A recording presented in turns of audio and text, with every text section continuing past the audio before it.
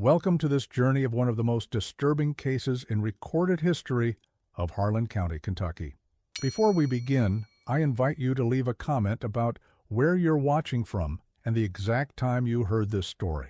We're interested in knowing where and at what times of day or night these documented accounts arrive. The year was 1916, and the rolling hills of eastern Kentucky harbored secrets as old as the Appalachian Mountains themselves. In a forgotten hollow just west of Cumberland, 3 women would become the center of a mystery that many locals still refuse to discuss openly.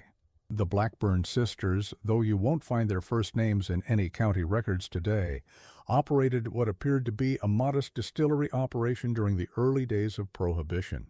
What happened in the winter of 1916 would lead to their complete erasure from official history, their homestead abandoned, and their very names spoken only in whispers.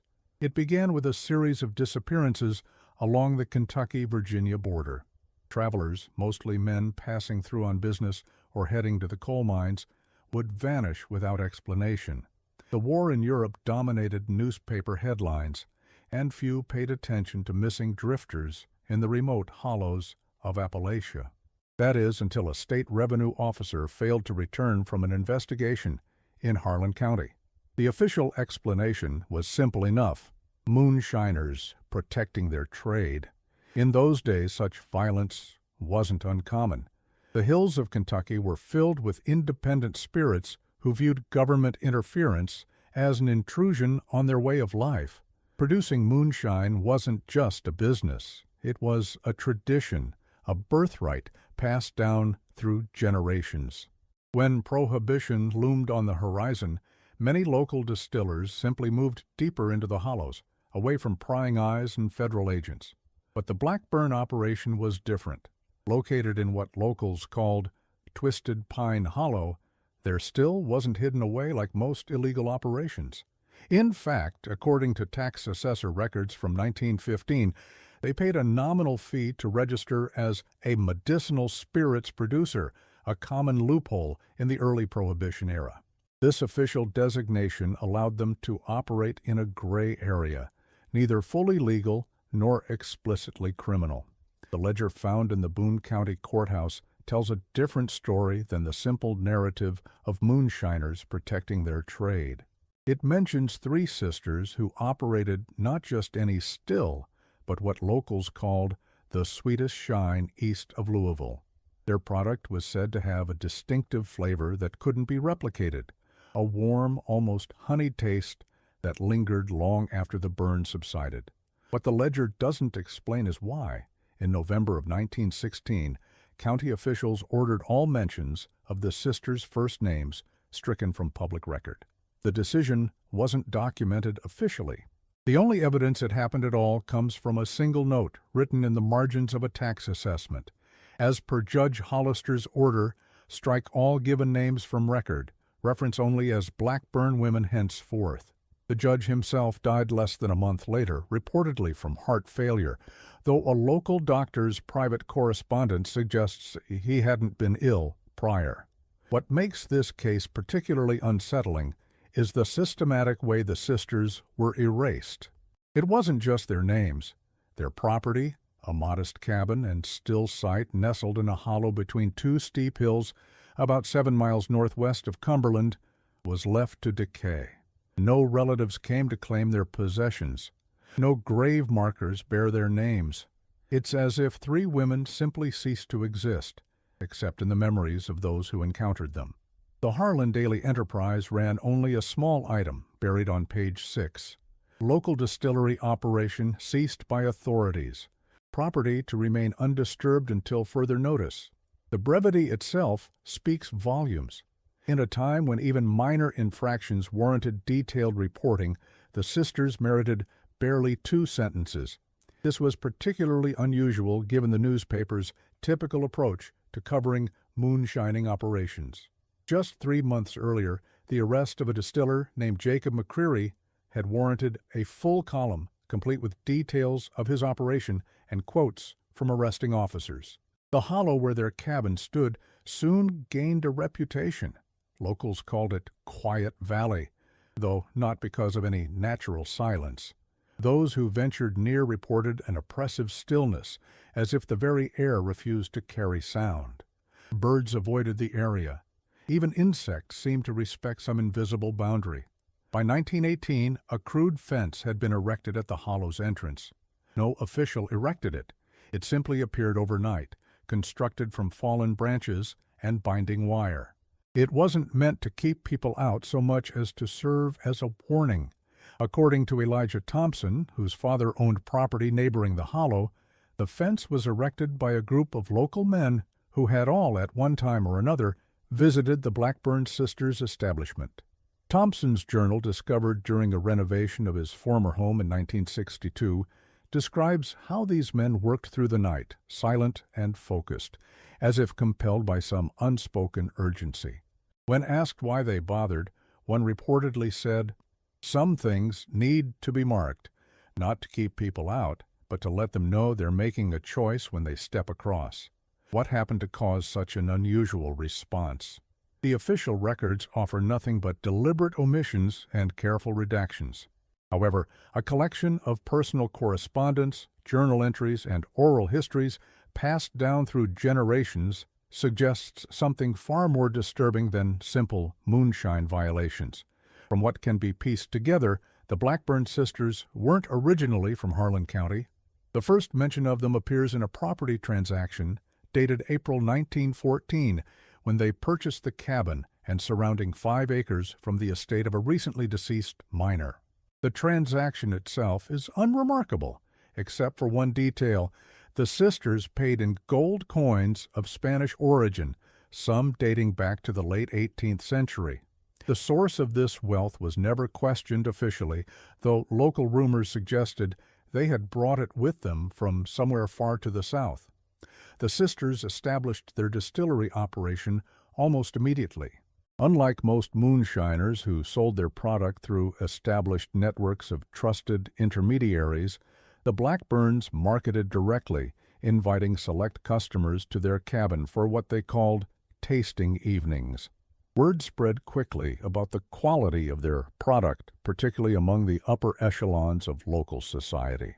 Businessmen, local officials, and wealthy travelers would make the journey to the hollow, drawn by whispered promises of "shine like you've never tasted." A journal belonging to Howard Keller, a banker from Lexington who visited in the spring of 1915, describes the experience. Followed the directions precisely as given. Would never have found the place otherwise. The road disappears entirely at a certain point, and one must proceed on foot through what appears to be unbroken forest.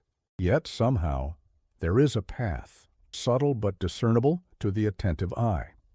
The cabin appears humble from outside, but inside is appointed with unexpected comforts. Fine rugs of unusual pattern cover the plank floors. The furniture, while sparse, is of remarkable craftsmanship. Lighting comes from oil lamps with red-tinted glass that casts a warm, almost intimate glow. The sisters received us graciously, though they maintain a certain reserve that borders on the unsettling. They rarely speak unless directly addressed, and even then their responses are measured and precise. The eldest poured the first drink herself, watching intently as I sampled it.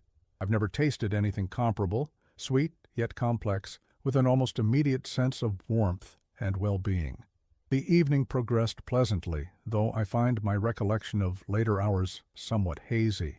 Woke this morning back at the hotel with no clear memory of the journey back. Must inquire discreetly about securing a bottle to bring home.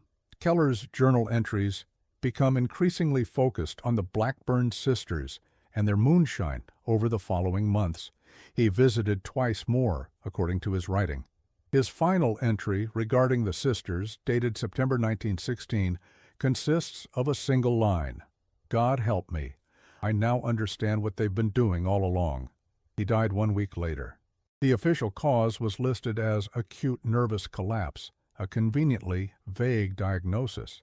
His wife reported that in his final days he refused all food and drink, claiming everything was tainted with their sweetness. He spoke constantly of the exchange, though never clarified what had been exchanged or with whom.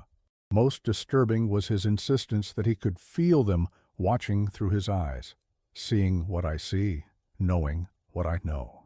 Similar accounts exist from other visitors. A coal company executive named William Hargrove visited 3 times between May and July of 1916. His secretary later testified that he became increasingly distracted after these visits, often standing motionless for long periods, staring at nothing. He complained of hearing voices, specifically women's voices, when alone in his office. After his 3rd visit, he abruptly sold his company shares and disappeared. A hunter found his body 2 months later in a remote section of forest, miles from any trail. The coroner noted that despite exposure to the elements, his body showed remarkably little decomposition, and his expression was described as one of profound relief. Each visitor's account follows the same progression. Initial delight at the quality of the moonshine, followed by increasing visits, concluding with a period of extreme paranoia and physical decline. Not all ended fatally, but those who survived rarely spoke of their experiences. Those who did describe symptoms consistent with poisoning, though no conventional poison could explain the specific constellation of effects. Dr. Samuel Garrett, who treated several former visitors to the Hollow, kept detailed notes of their symptoms. In a letter to a medical colleague in Cincinnati dated October 1916, he wrote, "The physical manifestations, tremors, sensitivity to light, auditory disturbances, suggest possible ergot poisoning or similar fungal contamination. However, the psychological components are wholly inconsistent with known toxins. Patients report identical delusions that they can hear the sisters whispering even when alone, that their thoughts are no longer entirely their own, that something essential has been extracted from them during their visits." Most disturbing is the progressive nature of these symptoms. They worsen with time, even without additional exposure to the suspected contaminant. Of particular note is the condition of their eyes. In all cases, the pupils show unusual reactivity, contracting rapidly in light, as expected, but expanding beyond normal parameters in darkness. Several patients report visual phenomena at night, shapes seen peripherally that vanish when directly observed, and a persistent impression of movement at the edges of their vision. 2 have independently described seeing their own reflections in mirrors or windows move asynchronously, as if with slight delay. I've come to believe these men have experienced something beyond medical explanation. Whatever afflicts them appears to be progressive and irreversible. Palmer, who visited only once 6 months ago, now exhibits symptoms as severe as Thornton, who was a regular visitor until the operation ceased. This suggests the causative agent, whatever it may be, continues to act upon the system long after exposure. I confess I find myself reluctant to continue this line of inquiry. Twice now I've dreamed of a cabin in a hollow where 3 women sit waiting. They speak to me by name in my dreams, though I've never met them. I wake with the taste of honey in my mouth. Garrett's inquiries might have remained private medical speculation had it not been for the disappearance of Revenue Officer Thomas Walsh in October 1916. Walsh had been investigating reports of an unusually profitable moonshine operation in Harlan County. The Treasury Department had become suspicious due to unusual financial patterns.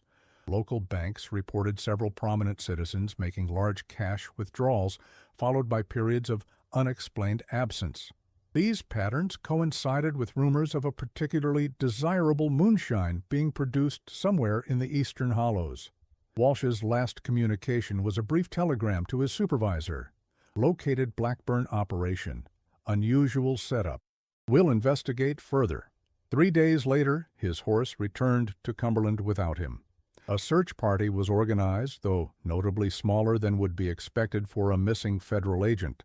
Local law enforcement seemed reluctant to venture into the hollow. Several deputies reportedly requested reassignment when told of the mission. Sheriff James Hatfield eventually assembled a group consisting mostly of men from neighboring Bell County who would have less knowledge of local rumors. What they found was documented in Hatfield's official report. though this document was sealed by court order until 1957, when it was discovered during courthouse renovations and promptly archived without publication. The report itself is clinical, almost deliberately vague, yet certain details stand out with disturbing clarity. The cabin appeared normal from the outside, a sturdy log structure with a stone chimney and a well-maintained still behind it. No signs of violence or struggle were immediately apparent. The door stood open, swinging slightly in the breeze. Inside, they found an immaculate space with quality furnishings that seemed out of place in such a remote location. 3 beds, neatly made. A table set for dinner that appeared to have been abandoned mid-meal. 3 plates with food partially consumed. 3 glasses containing traces of clear liquid. Most unsettling were the personal effects of previous visitors scattered throughout the cabin. A pocket watch inscribed with the initials H.K., presumably Howard Keller. A banker's fountain pen. A university ring belonging to a professor who had been reported missing that summer. These items were arranged with deliberate care on a shelf near the hearth, almost like trophies or remembrances. The still itself was described as unusual in construction and purpose.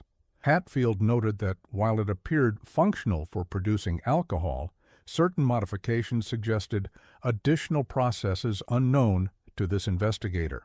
Of particular note was a series of glass containers connected to the main still by copper tubing, each containing what appeared to be personal effects: a pocket watch, wedding rings, small locks of hair. A leather-bound book lay open on a small table beside the still. Written in what Hatfield described as a language unknown to any member of the search party, it contained numerous diagrams and illustrations. Hatfield's report includes rough sketches of several pages showing what appear to be anatomical drawings of human figures with unusual annotations. In the cellar, accessible through a trapdoor beneath a rug, they found what Hatfield described only as evidence of activities inconsistent with legitimate distillation. He refused to elaborate further in the official record, though a personal letter to his wife, written that same night, begged her to pray for my soul, for I have seen things no God-fearing man should witness. The search party collected what evidence they could and departed before nightfall, several members refusing to remain in the hollow after dark. The figures are depicted with vaporous substances emerging from their mouths, eyes, and ears, substances that appear to be flowing into containers similar to those connected to the still. They reported their findings to Judge Hollister, who immediately ordered the case sealed, and all records of the sisters' identities expunged. Within days, all 3 Blackburn sisters were effectively erased from official existence.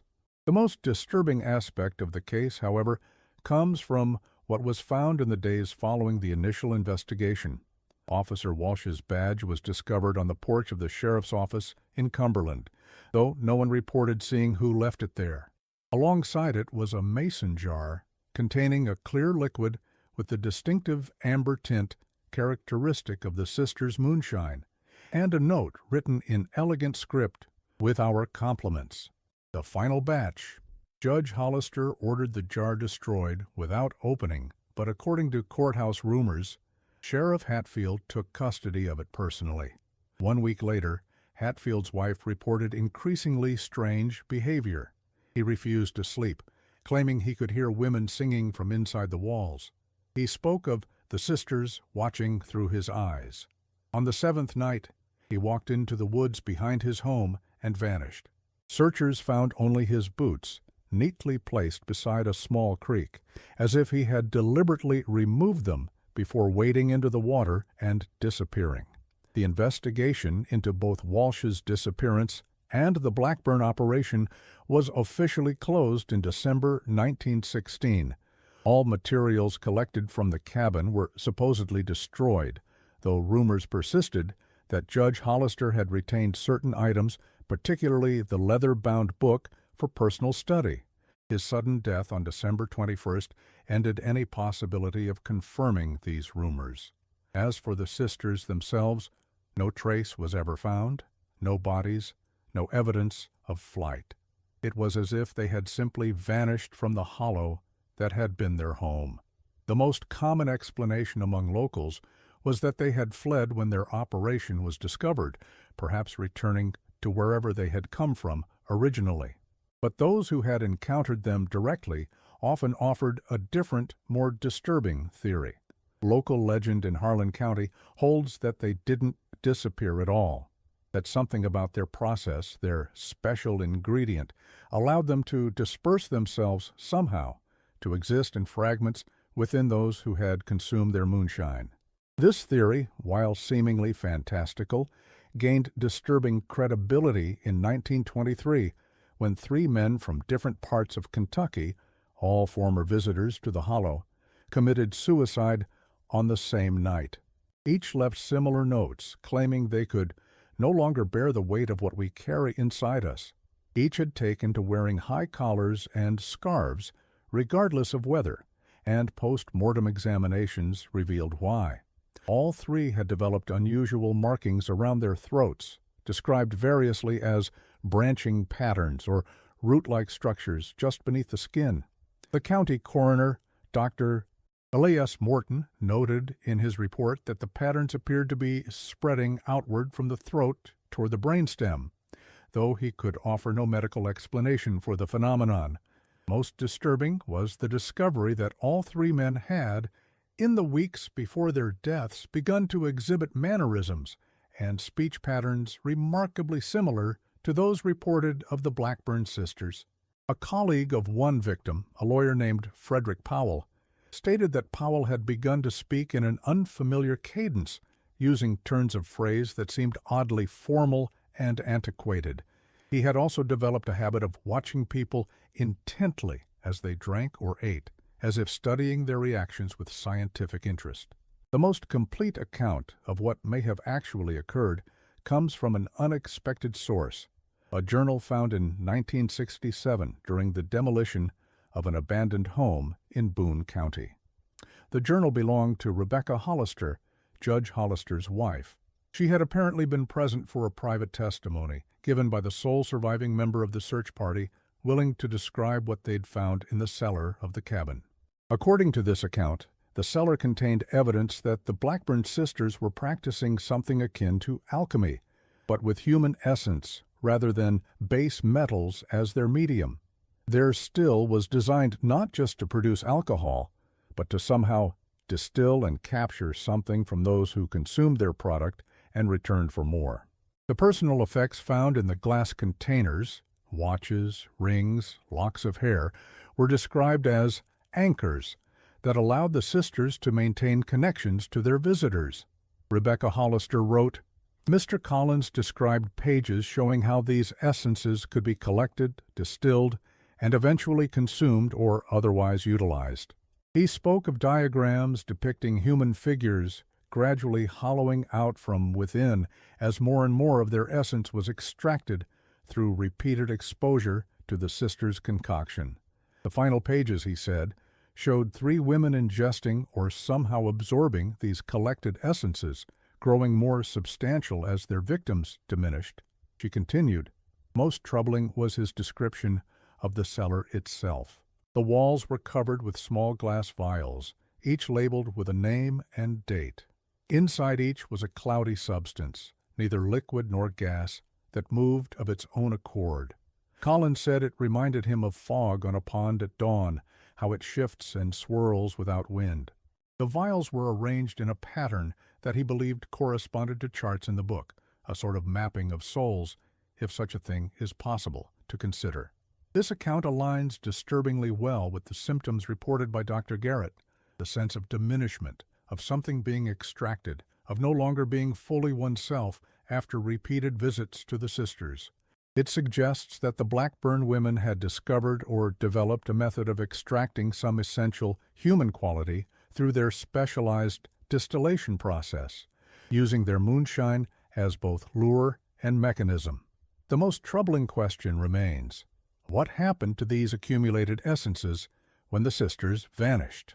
If their process worked as the evidence suggests, they would have collected substantial portions of dozens of men's vital energies, memories, or whatever intangible quality their distillation targeted. Did this collection allow them to transcend normal human limitations? Did they somehow transform or translate themselves into something no longer recognizable as human? These questions might have remained purely speculative had it not been for periodic reports throughout the following decades of strange encounters in the vicinity of Quiet Valley. Travelers reported being approached by women seeking directions or assistance, only for these figures to vanish when directly addressed.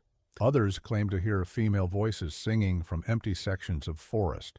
Most reported an overwhelming sense of being observed. In 1932, a group of young men from Cumberland ventured into the hollow on a dare. Only 2 returned, both in a state of near catatonia that lasted several days. When they finally spoke, they described finding the remains of the cabin, now overgrown but still partially standing. Inside, they claimed to have seen 3 women seated around the table, engaged in what appeared to be a meal. When the women noticed the intruders, they reportedly smiled with too many teeth and began to rise from their chairs, at which point the young men fled. They described the women as not moving right, like they were wearing their bodies rather than inhabiting them.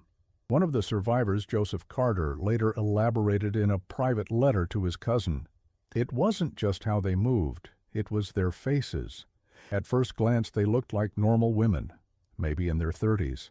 But when they turned toward us, there was something wrong with their features. It's hard to explain, like their faces were masks that didn't quite fit, or like what was behind their eyes didn't match what was on the surface. They spoke, but their lips didn't move exactly right with the words. They said, "You've come to taste our shine?" All together, in the exact same voice, like they were one thing pretending to be 3. Carter never returned to Cumberland after that incident.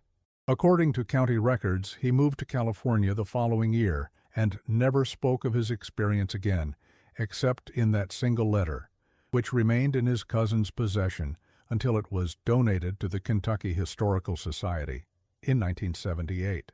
The hollow was largely avoided after that incident.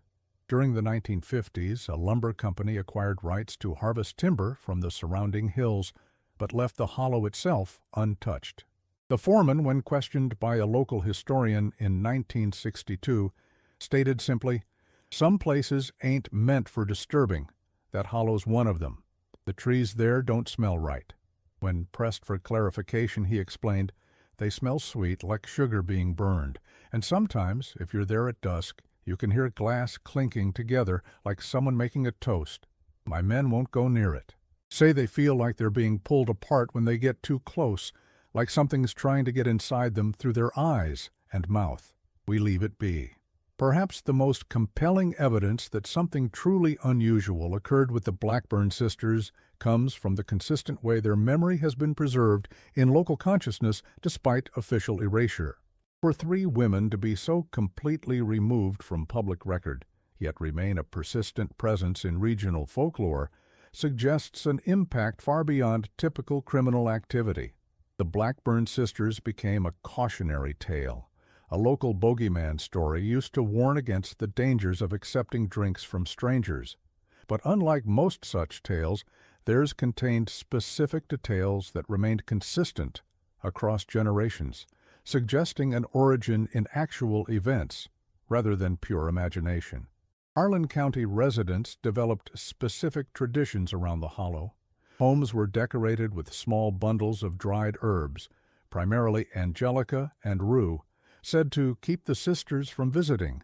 Most telling was the custom, maintained well into the 1940s, of pouring the first drop of any homemade spirit onto the ground so the sisters get their share. A particularly unusual tradition involved mirrors. Many households in the region surrounding the hollow covered their mirrors at night, a practice typically associated with death customs. When questioned about this habit in 1951 by a folklore researcher from the University of Kentucky, an elderly resident explained, "The sisters travel through reflections. That's how they get around now that they don't have proper bodies anymore. They look out through any shiny surface, mirrors, windows, still water. If you look in a mirror at night and see someone else looking back, that's them, wearing your face. By morning, they'll be wearing more than that. In 1958, a Kentucky folklore researcher named Margaret Simmons attempted to compile a comprehensive account of the Blackburn sisters. She conducted interviews with elderly residents, searched through private correspondence and journals, and spent several months piecing together the fragments of their story. Her work was never published. According to her academic advisor at the University of Kentucky, Simmons became increasingly paranoid during her research, claiming she was being watched by women she never saw clearly. In her final weeks at the university, she reported finding her research notes rearranged in her apartment, pages turned to specific sections about the sisters' distillation process. Her completed manuscript was found in her apartment after she apparently abandoned it and left the state without notice. The manuscript itself disappeared from university archives in 1963, with only the index remaining as evidence of its contents. The index entries suggest Simmons had uncovered significant new information about the sisters' background. Entries reference Caribbean origins, Martinique connection, and similar cases in Louisiana, 1887. Most intriguing is an entry labeled Possible Fourth Sister, followed by a reference to Blackburn Property, Virginia, 1832. This last entry hints at a longer history than previously suspected. If the Blackburns had connections to Virginia dating back to the 1830s, their story might span multiple generations. This aligns with certain local legends, suggesting the sisters were unnaturally long-lived, that they had operated stills in various Appalachian communities for decades before arriving in Harlan County. What makes the case of the Blackburn sisters particularly unsettling is not just the suggestion of something supernatural, but the extent to which official channels work to erase them from history. The deliberate expunging of their identities from county records, the sealing of investigation documents, the reluctance of authorities to discuss the case, all suggest a level of fear unusual even for the superstitious communities of early 20th century Appalachia. If the sisters had merely been producing illegal alcohol, even if deaths had resulted from contaminated product, standard legal procedures would have applied. The extreme measures taken to eliminate their very identities points to something far more disturbing, something the authorities believed might spread through knowledge alone, like a contagion of the mind. This theory is supported by the few surviving records of Judge Hollister's actions in the weeks before his death. He ordered all materials from the sisters' cabin burned rather than preserved as evidence. He prohibited any public discussion of the case. Most tellingly, he arranged for several men known to have frequently visited the Hollow to be committed to Lakeland Asylum outside Louisville, where they remained until their deaths, despite having committed no crimes. A nursing log from Lakeland, discovered during the facility's closure in 1968, contains a curious notation regarding these patients. The Harlan group continues to exhibit synchronous behaviors. They hum the same melody, though housed in separate wings. They report identical dreams. Dr. Morris suggests some form of shared psychosis, possibly resulting from communal consumption of contaminated spirits. Alternative theories cannot be dismissed. The log continues with disturbing observations about the physical changes manifesting in these patients. Branching structures now visible beneath the skin of all 5 subjects, primarily concentrated around the throat and base of skull. Pattern appears vascular in nature, but does not correspond to any known anatomical structure. Tissue samples sent to Johns Hopkins for analysis, results inconclusive. A final entry dated March 1918 simply states, Harlan group deceased as of 3:42 a.m., all expired within 3 minutes of each other despite being in separate rooms. Cause unknown. Bodies to be cremated as per Judge Hollister's prior instruction. No autopsies permitted. By the 1960s, the story of the Blackburn sisters had faded into the background of Harlan County folklore. The Hollow remained unoccupied, the cabin reduced to foundation stones and a crumbling chimney. Occasional hikers or hunters reported unusual experiences, sudden temperature drops, the feeling of being followed, the distant sound of glass clinking against glass. But these accounts were largely dismissed as imagination, influenced by local legends. Then, in 1967, 3 women arrived in Cumberland. They rented a small house on the outskirts of town and kept largely to themselves. They were noted for their unusual accent, not local, but not clearly identifiable as being from any particular region. They established what they called a home remedy business, selling tinctures and tonics said to cure everything from arthritis to melancholy. Their presence might have been unremarkable had an elderly resident not recognized one of their names, Blackburn's. This man, who had been a young deputy at the time of the original incident, immediately contacted what remained of the families of those who had disappeared after visiting the original Blackburn sisters. Within days, the house was found empty, the women gone without a trace. They left behind only a single mason jar containing a clear liquid with a distinctive amber tint. The jar was destroyed without being opened. The house was burned to the ground. County officials issued a statement attributing the fire to a lightning strike, despite it having occurred on a clear night.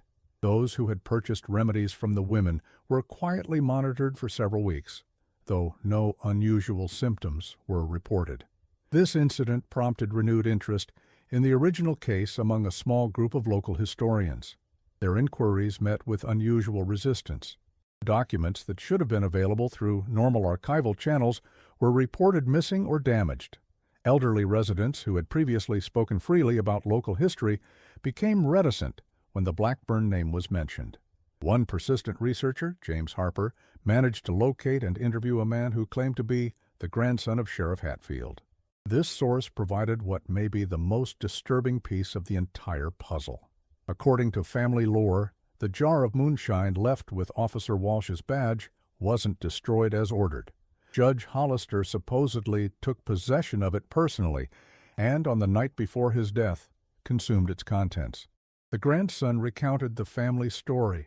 Great-grandmother said the judge came to their house late that night, talking wild about how he'd looked through their eyes and now understood what the sisters were doing. Said he'd drunk their offering to understand the case better. Said they weren't just taking pieces of men's souls, they were replacing those pieces with pieces of themselves, spreading themselves out, thin as mist, inside anyone who drank too often from their still. He died the next morning. The doctor called it heart failure, but great-grandmother always said his heart was fine, said it was his soul that gave out, having to share space with whatever he'd invited in. This account, while impossible to verify, aligns with the scattered evidence suggesting the Blackburn sisters had developed some method of extracting and potentially transferring human essence. If one accepts the premise that their moonshine somehow facilitated this exchange, taking something from those who consumed it while leaving something of the sisters behind, then the lengths to which authorities went to erase them becomes more comprehensible, if no less disturbing. Perhaps most unsettling is the implication that the sisters achieved a kind of immortality through distribution rather than preservation, not by maintaining their physical forms, but by dispersing aspects of themselves into dozens of unwitting hosts. This would explain the shared dreams and synchronous behaviors of the men committed to Lakeland Asylum, the persistent sightings of women who vanish when approached, and the enduring power of the sisters' memory despite official erasure. A diary discovered in 1972 belonging to a woman named Eleanor Prescott, who lived in Cumberland from 1916 to 1924, offers additional insight into the aftermath of the Blackburn incident. Prescott, who worked as a telephone operator, was uniquely positioned to observe changes in the community. She wrote in January 1917, "Something has changed in this town. The men who used to visit that hollow gather together now, though they never did before. I see them on my way home from work, standing in groups of 3 or 4, not speaking, just watching. They turn their heads in unison, like birds or fish moving together. When they do speak, Their voices sound strangely alike, as if they're all reading from the same script inside their heads. Later entries describe how these men gradually integrated back into normal life, though with subtle differences. They've stopped gathering openly, but I notice they've all taken positions where they can observe others. Simmons at the post office, reading everyone's mail. Harrison at the bank, reviewing all transactions. Walker at the telephone exchange, listening to conversations. It's as if they're collecting information, though for what purpose I cannot guess.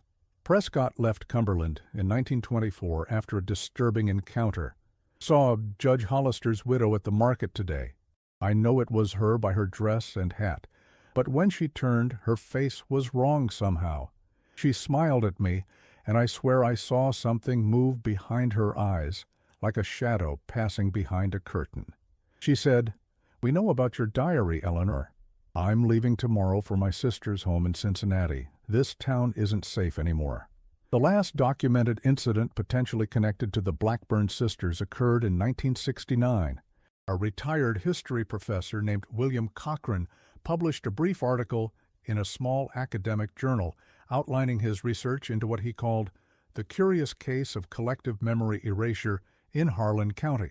The article focused on the legal mechanisms used to expunge the sisters from official record, rather than on the allegations surrounding their activities. 3 weeks after publication, Cochran's home outside Lexington burned down with him inside. Investigators noted that the fire appeared to have started in 3 separate locations simultaneously, despite there being no evidence of accelerants or electrical faults. Among the ashes, they found a single intact item, a mason jar, empty but bearing traces of an amber residue. Cochran's research notes, recovered from his university office, contain a troubling final entry. I found their names. After months of searching, I discovered church records from 1914 that escaped the purge. The Blackburn sisters were called. The names are scratched out with heavy black ink. Now that I know their names, I can't stop thinking about them. I dream of them nightly. They stand at the foot of my bed watching. They say they've been waiting for someone to speak their names again. They say names have power. They say I've invited them back. The names themselves remain illegible, the ink covering them notably different from that used in the rest of the notes, suggesting someone else may have redacted them after Cochran's death. The hollow itself remains undeveloped to this day. In the 1980s, a coal company conducted surveys throughout the region, but marked that particular area as unsuitable for development, despite evidence of substantial coal deposits.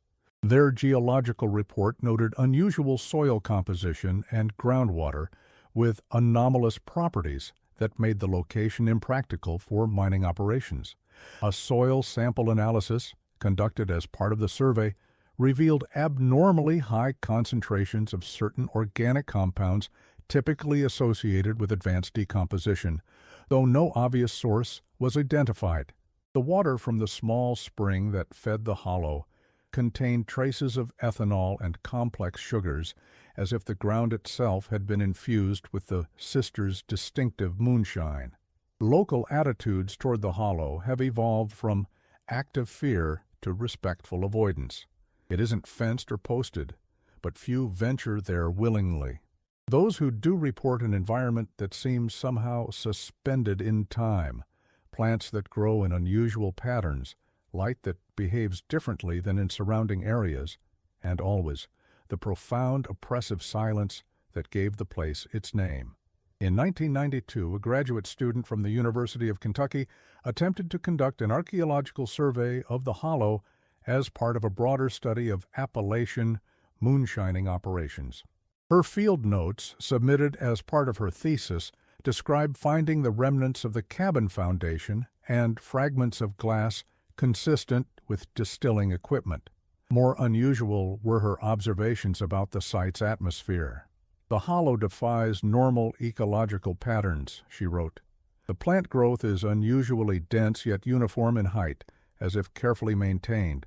Many specimens show unusual morphology, mutations or adaptations unlike those in surrounding areas. Most striking is the complete absence of animal life. No birds, insects, or mammals were observed during 3 days of field work. Recording equipment failed consistently. Photographs developed with unusual distortions, particularly around the still site. The student abandoned the project after experiencing what she described as a profound psychological disturbance while working in the hollow. Her thesis committee reported that she exhibited symptoms of extreme paranoia, insisting that she was being watched by something wearing multiple faces. She eventually completed her degree with a different focus, though colleagues noted she never fully recovered her previous demeanor. She refused to discuss the hollow again and reportedly destroyed all photographs and samples collected from the site. Perhaps the most telling legacy of the Blackburn sisters is the persistent custom among older Harlan County residents of never speaking their first names. When the subject arises, they are referred to only as the sisters or the Blackburn women. This deliberate ambiguity, this refusal to define them precisely, suggests not just lingering fear, but an intuitive understanding that naming something can give it power or presence. A local minister, Reverend Thomas Mills, explained this tradition to a visiting folklorist in 1997. Names are handles the living can use to grasp the dead. Our grandparents understood this. They knew that to speak the sisters' names might be to call them, to give them a path back into our world. So those names were struck from every record, erased from every headstone and document, until no one remembered them anymore. That was the real purpose, not to punish or condemn, but to close a door that should never have been opened. Mills further described how older residents maintained protective practices well into the late 20th century, never drinking the first sip from a freshly opened bottle, placing small mirrors facing outward on windowsills, adding a pinch of salt to homemade wines and spirits. These aren't just superstitions, he said.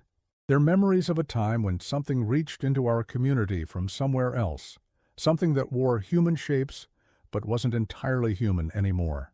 What remains is a mystery with pieces systematically removed, a story that exists primarily in negative space, defined by what is absent rather than what is preserved. The physical evidence is gone, the official records expunged, the witnesses long dead. All that remains are fragments of memory, preserved through oral tradition and private writings that somehow escaped destruction. If the account compiled here is accurate, then the Blackburn sisters discovered or developed something that should not have been possible, a method of transcending the boundaries of individual human consciousness, of extending themselves beyond their physical forms by using their distinctive moonshine as both tool and conduit. In 1977, a retired chemist named Richard Farley became interested in the case after hearing local legends during a fishing trip to Harlan County. With his scientific background, he approached the story from a different angle, focusing on the potential chemical composition of the sisters' moonshine. His analysis, published in an obscure journal of ethnopharmacology, proposed a fascinating theory. The distinctive honey-like flavor consistently described in accounts suggests the presence of certain alkaloids, possibly derived from local plant sources, he wrote. Eastern Kentucky is home to several plant species with known psychoactive properties. Combined with traditional distillation techniques, these could produce compounds capable of affecting neurotransmitter function in ways that might induce shared hallucinations or heightened suggestibility. Farley went further, suggesting that the sisters may have discovered a method of creating chemical compounds that facilitated a form of neurological entanglement between individuals who consumed their product. While current scientific understanding cannot account for consciousness transfer in any literal sense, he wrote, certain compounds might theoretically create shared neural patterns across multiple individuals, leading to experiences of blurred boundaries between self and other. His theory, while framed in scientific terms, still failed to account for the more extreme aspects of the case, the sisters' apparent ability to persist beyond physical death, the consistent reports of their presence decades after their disappearance, the strange physical transformations reported in those who had frequently consumed their moonshine. A more esoteric interpretation emerged in 1983 when an anthropologist specializing in folk magic practices examined the case.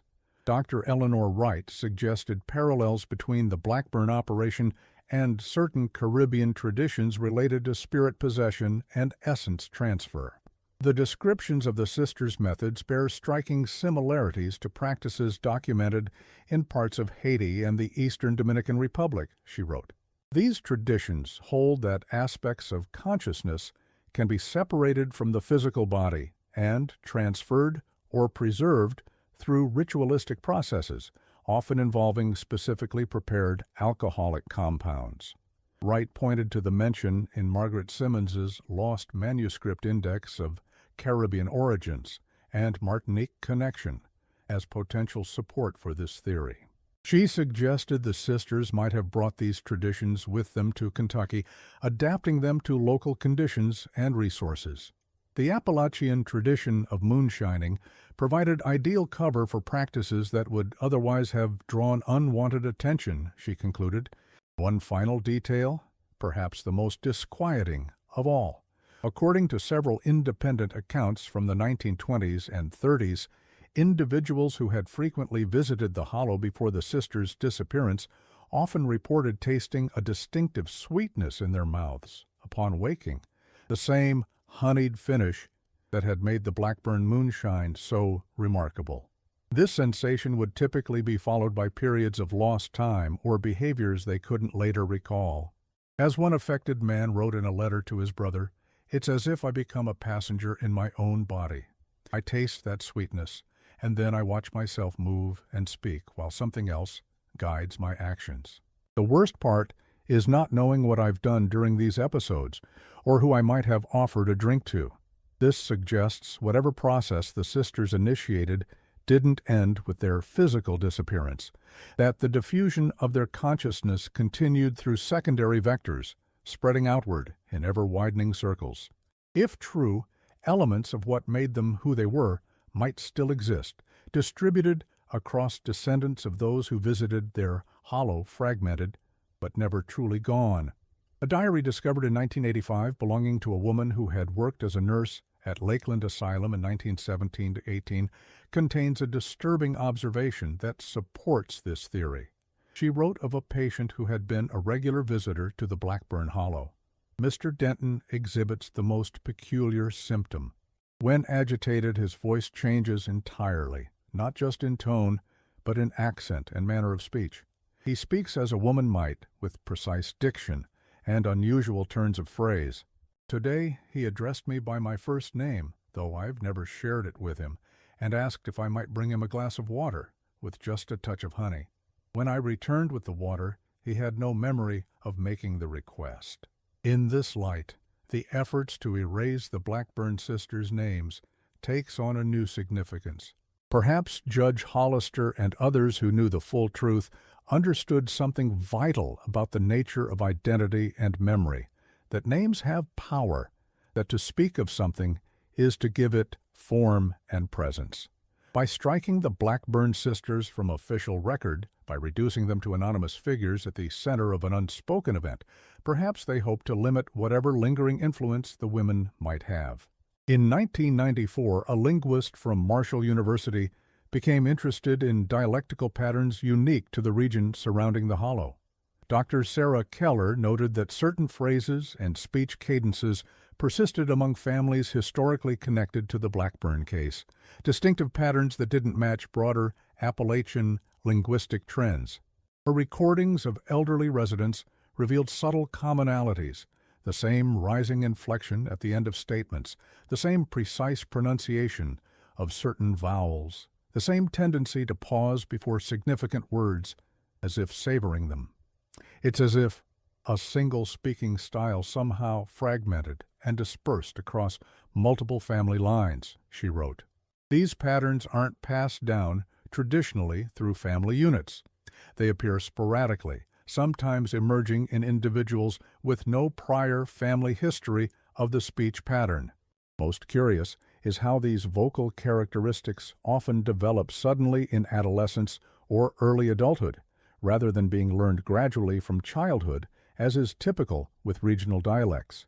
Keller abandoned her research after experiencing what she described as unsettling dreams, in which she found herself speaking in a voice not her own. Her final notes express concern that the speech patterns themselves might be vectors for something beyond linguistic influence, that something about the precise arrangement of sounds and rhythms might serve as a template for other more profound alterations. In 2002, a paranormal investigation team attempted to document unusual phenomena in the Hollow, using then-modern equipment, infrared cameras, digital audio recorders, electromagnetic field detectors. Their expedition was cut short when all their equipment failed simultaneously approximately 1 hour after sunset. The team leader, in a subsequent interview with a local newspaper, described the experience. It wasn't just battery failure or technical malfunction. It was as if the devices were being drained, the energy pulled out of them by something in the environment. At the same moment, every member of our team reported an intense taste of sweetness, like honey or sugar water.